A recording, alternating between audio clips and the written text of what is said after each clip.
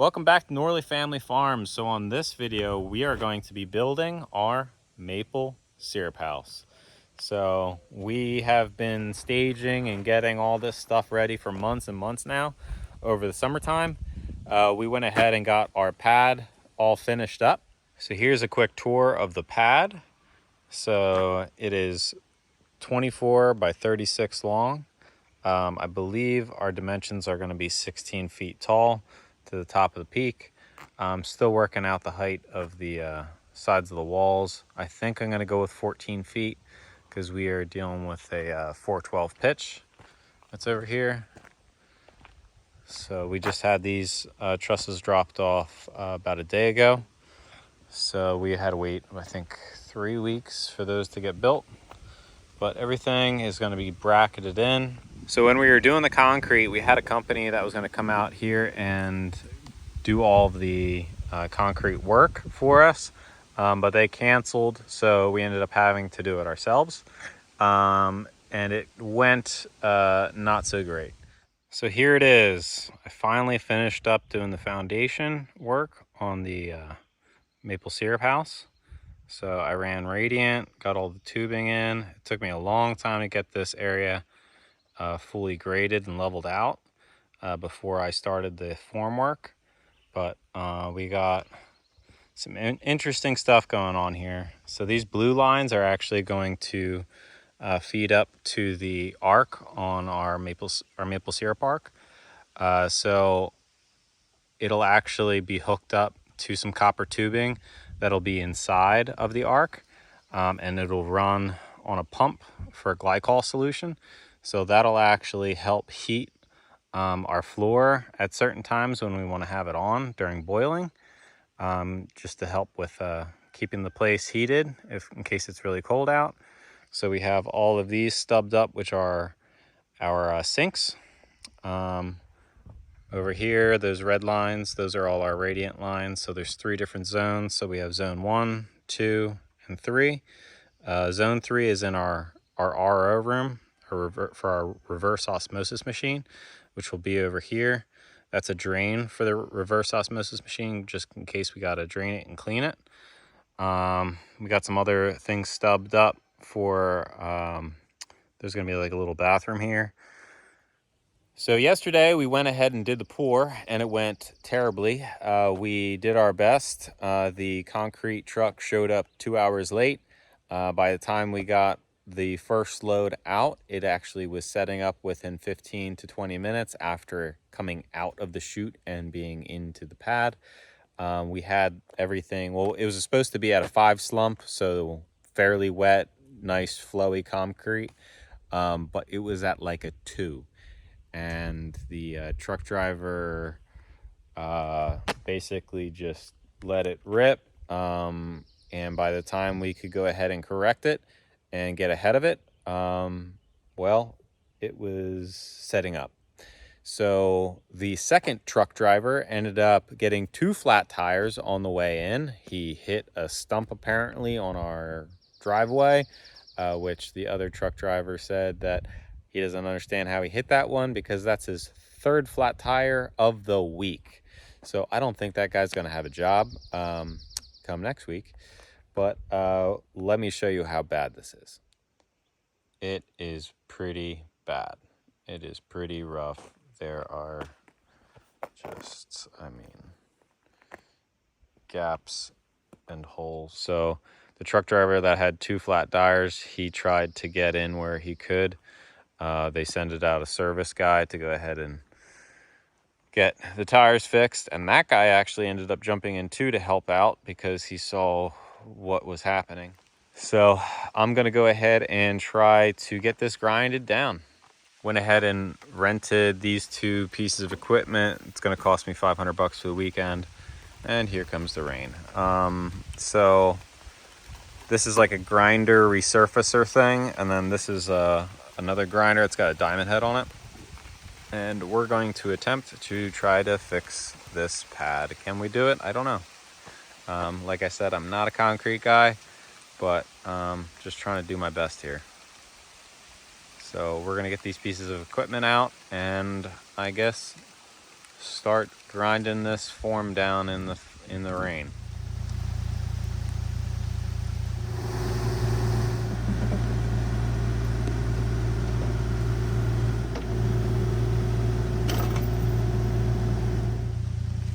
Safe and sound.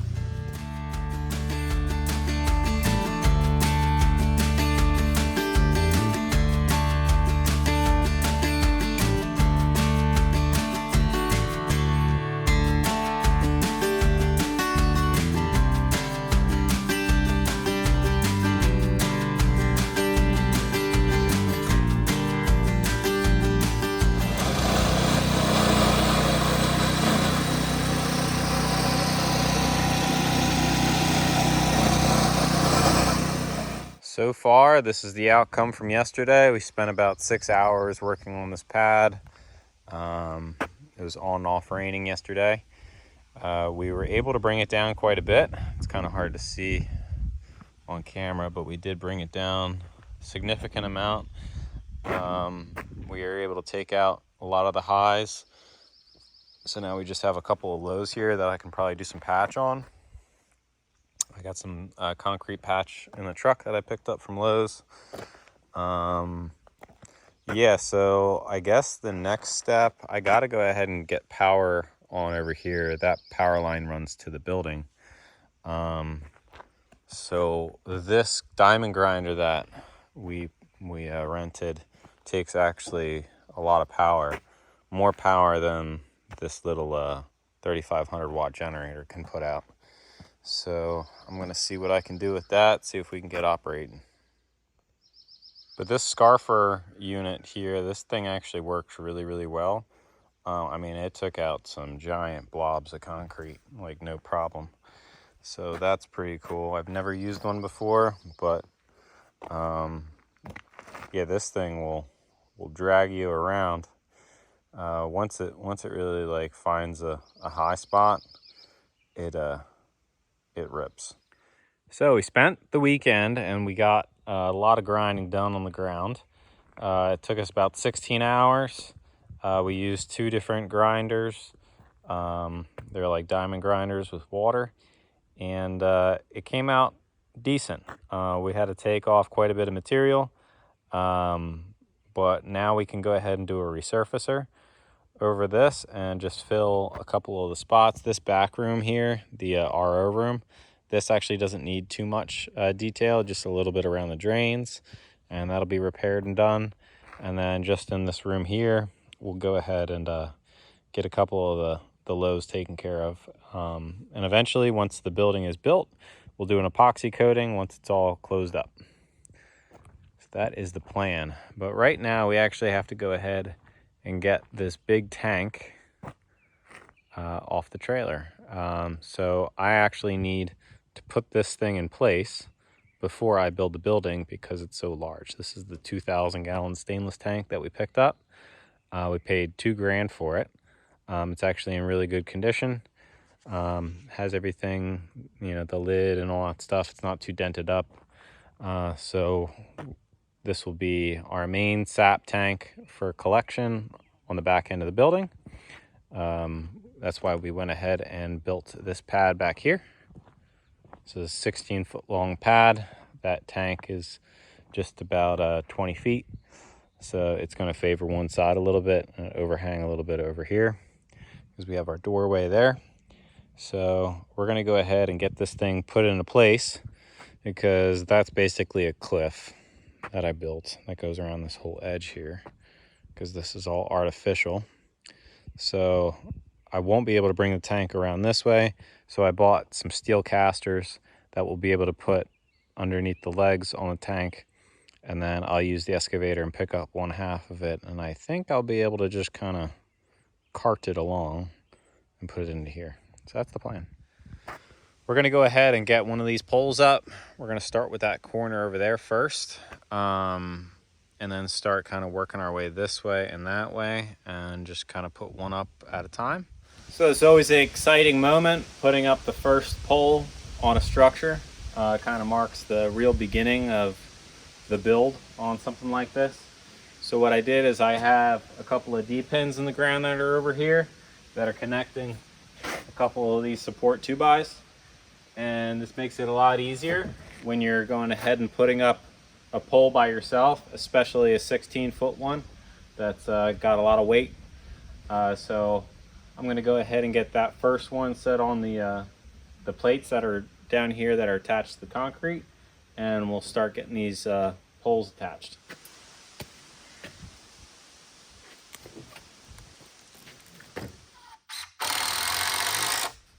Now we'll work on getting these more plumb and in position once we have it stable. Plumbed out this corner here. Now we're going to go ahead and start moving down this side of the wall.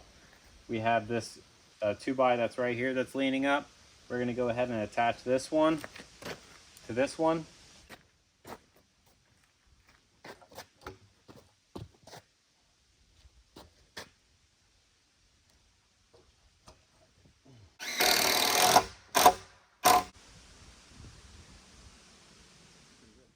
So we got the first 2 poles secured.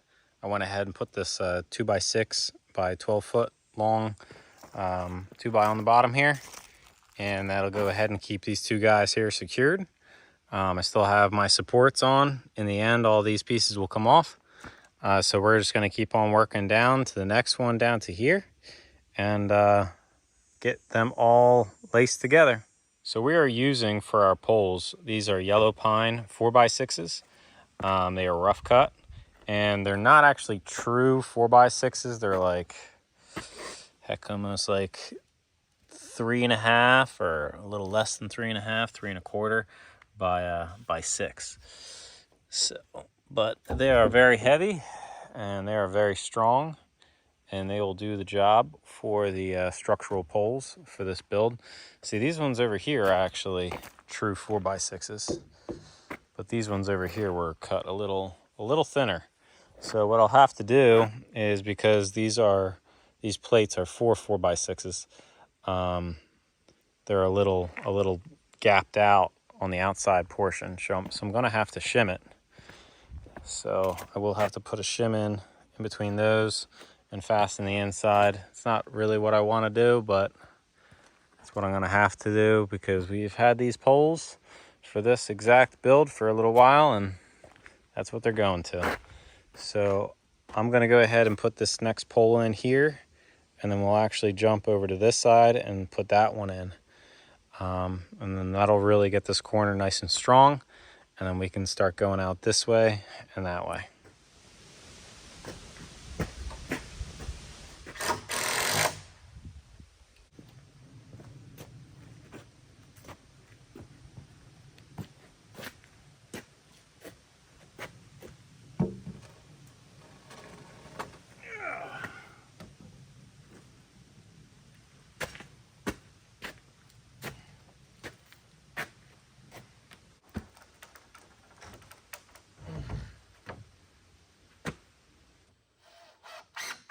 This next support that we're going to put in is actually for the doorway for the back of the building. So this will help out with the door jamb, keeping everything nice and solid around the frame. So this one's only 12 foot tall. The rest of these are 16s.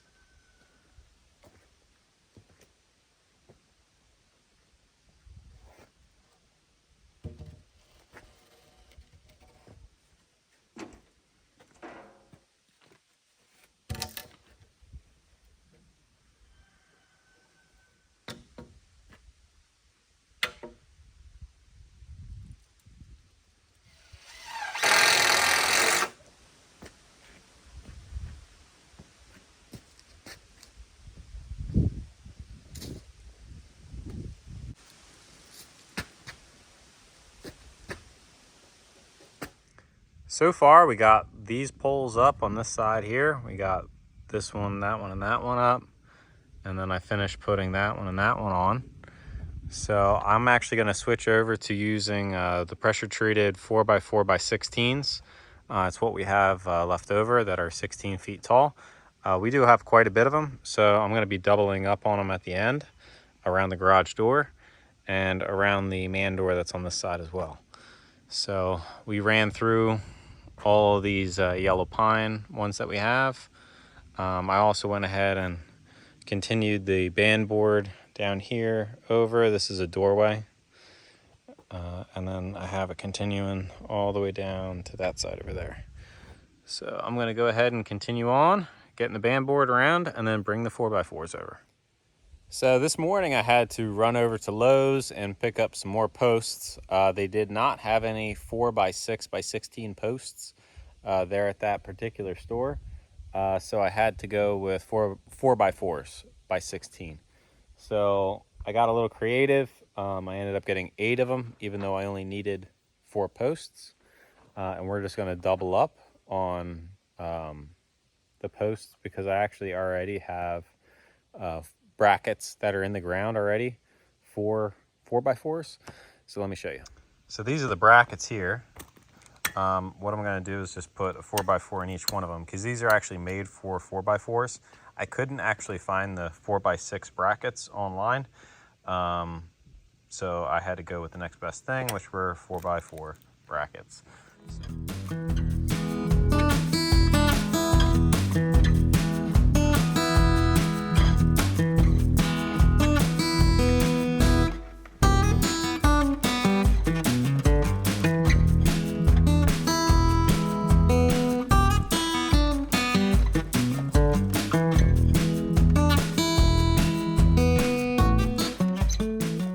So I just went ahead and got these other corner ones bracketed in. So I got this one bracketed, just went ahead and put the double 4x4 in there and got it attached in with some temporary bracing. Over here I did the same thing, other than I got to get this 4x4 in. So these are the size that I put in. They're 3/4 and they're in by about 6 inches. So they're 7.5 inch carriage or anchor bolts. So now that we got this all tied together here, I'm going to go ahead and put in the next couple of poles, and they are actually for the loft. So one is going to go here, one is going to go right over here, and that'll allow me to have everything exactly where I need it for reference.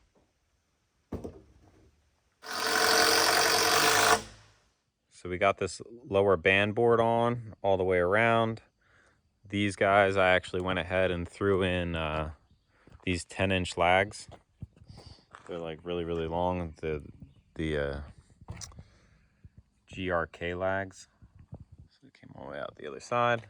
So these things are solid pieces now. We'll probably put these 2x8s pressure treated all the way up to the top, and then we'll put our 2x12 going across here to form out the garage door entry for this place. So we're moving along, we're making pretty good progress. So we do have an order of material coming in on Tuesday. It's a couple of days from now. And this is basically the material we have to work with for today. So we'll run that as far as we can. But once we get things more secure, we'll be able to reclaim these 2x4s that we have on the sides and actually put them where they need to go. So that's kind of helpful. Keep us moving along.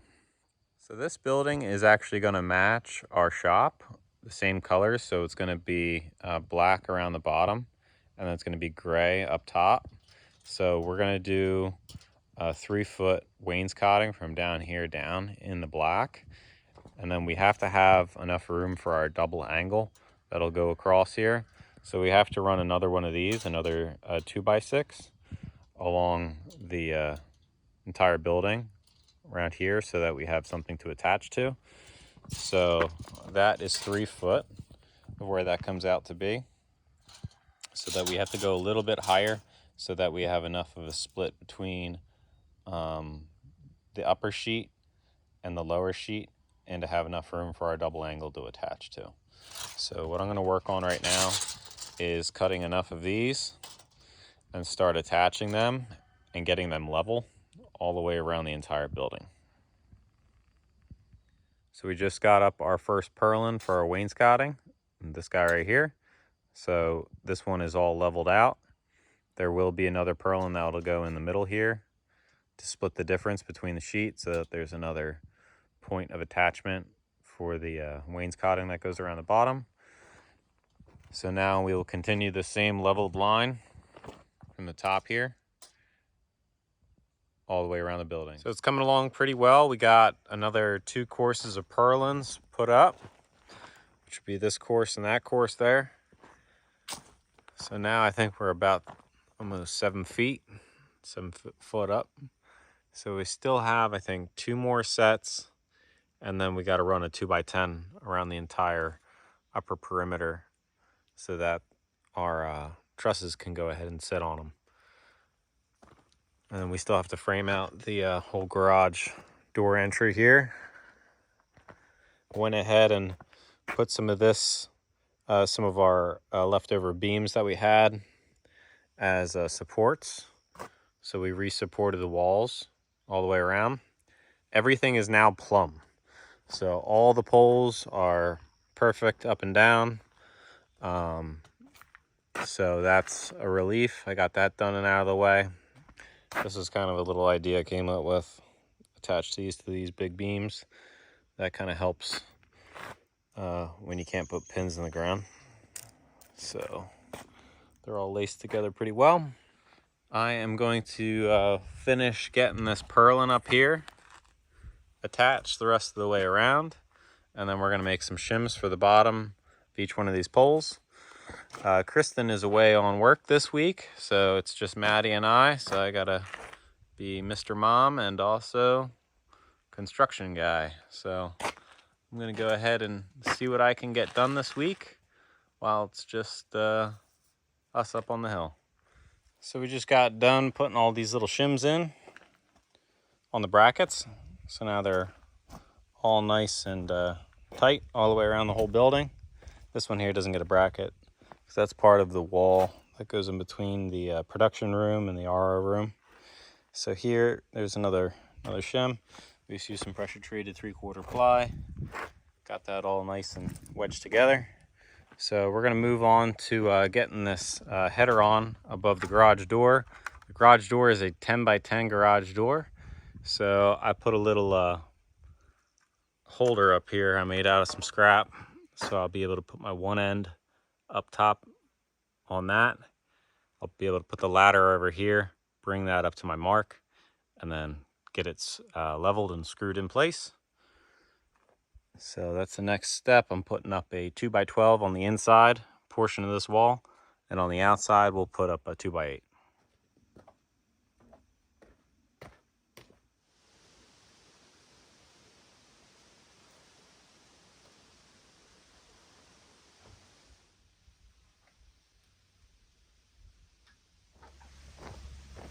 So this is a 2x10, and I'll be putting a 2x10 on the outside of the garage doorway.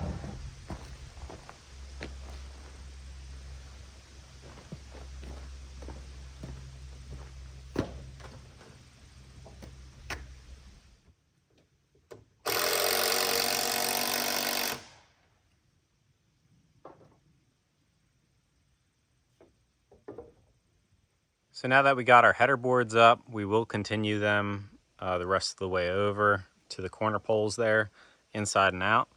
I do have to put in one more post, and then it's just a section of post. It's about 9 feet tall, because our overall height from the top of the roof all the way down to concrete is 19 feet. So the top of our door is 10. So we got to go another 9 feet to catch that that truss at the end all the way. So I have this 4x6 right here that we just pulled out, and I'm going to cut this one to 9 feet, and we have a gap in between these two headers that we'll be able to nestle the post right inside of, and we'll be able to fasten from this side, and we'll be able to fasten from that side. So that's what I got to do next.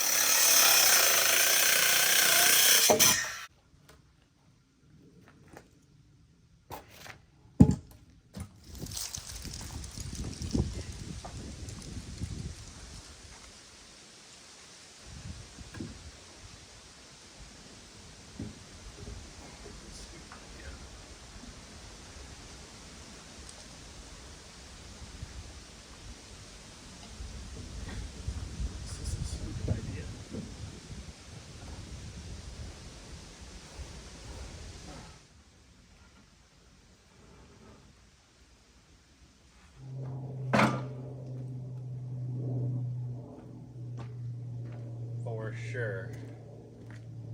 Get a lot more screws. But it's up there, right? So the window is going to be going inside of this pocket over here. So this is a shorter section here, but I have to move this pole anyways, this direction or this direction, if I wanted to make it fit in here. Originally, it was going to be in this pocket because this is 8 feet.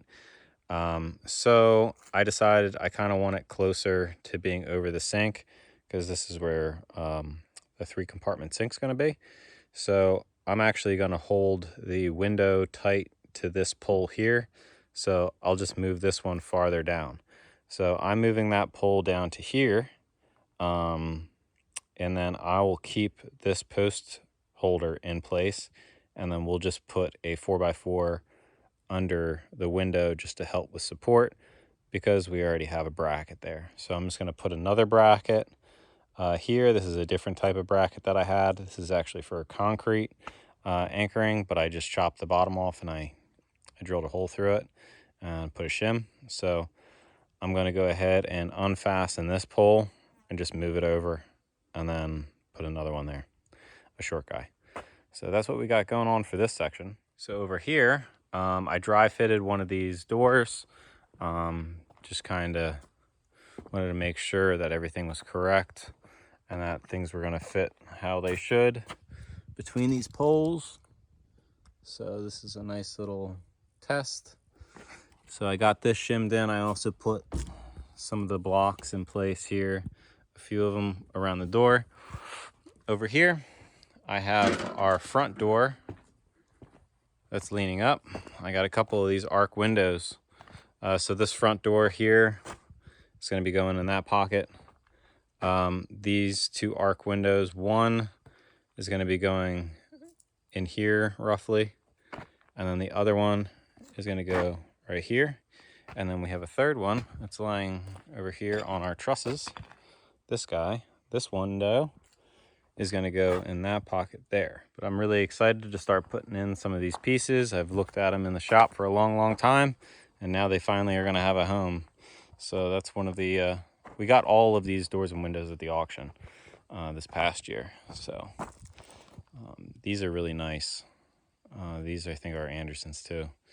And they are really well built. They got like a nice kind of gray finish on them, which is going to go good with the building because the bottom is black and the top is gray. It's just a miniature version of our shop over there. It's just black and gray, but it should look really sharp. So I'm going to go ahead and get this pole moved over. That's my next thing.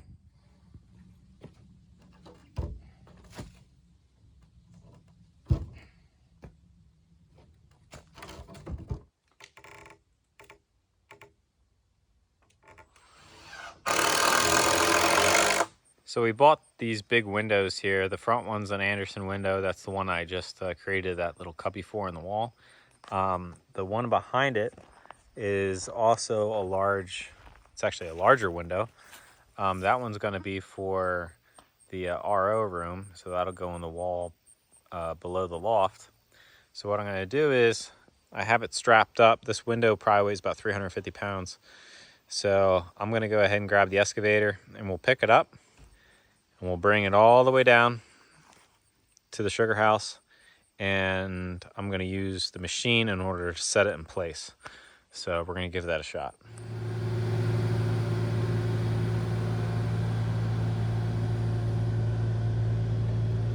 So we got the window over here. I'm going to have to put this off another day trying to get this window in place. But yeah, it's a pretty large window. It's about 5 foot tall, 9 foot wide. So I'm going to use the machine and try to get it up into here. But yeah, we got the rest of these materials delivered. I got some concrete in the shop. That's for the front entranceway.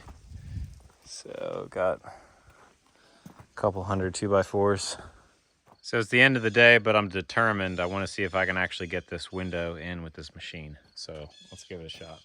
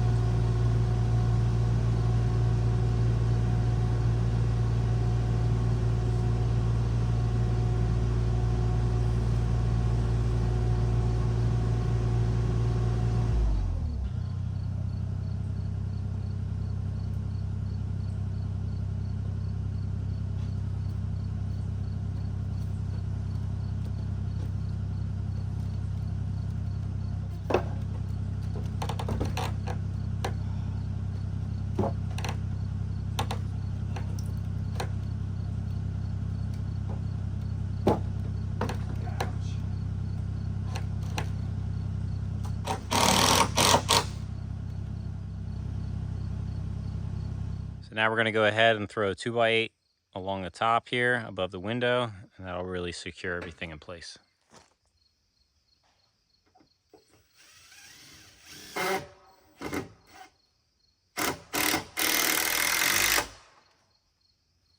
So I'm back working on the sugar house. We spent the last few weekends going up to the boat and trying to get some work done up there because fall is on its way.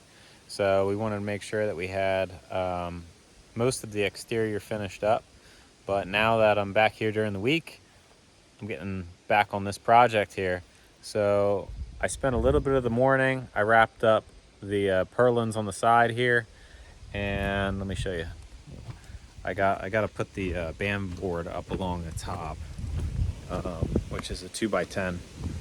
Let me show you. So it's going to lace along the top at the 14-foot mark and continue all the way around the whole structure.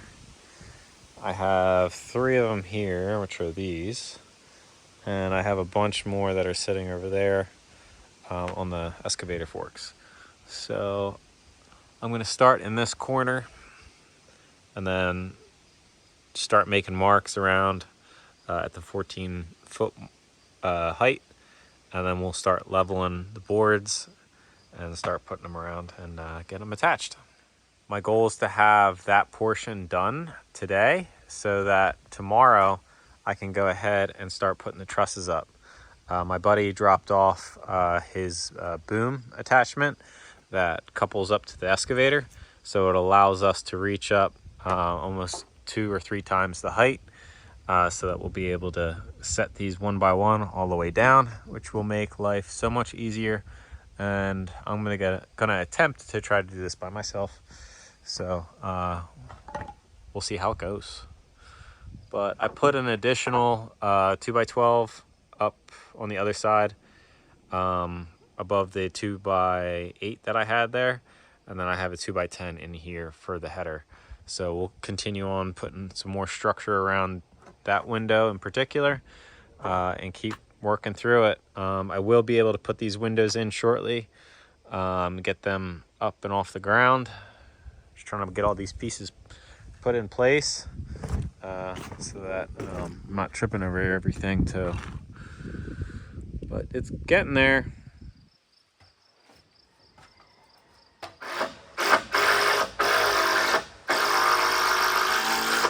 So I got that first board up along the top. First I actually kind of had it in the wrong spot. It was a little high.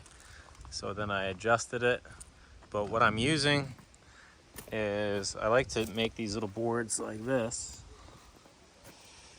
So I fasten it on the side, and then I can just rest right in here the board that I'm trying to hold up. So having two of these is really like a game changer. So I just make this out of some of my cutoffs.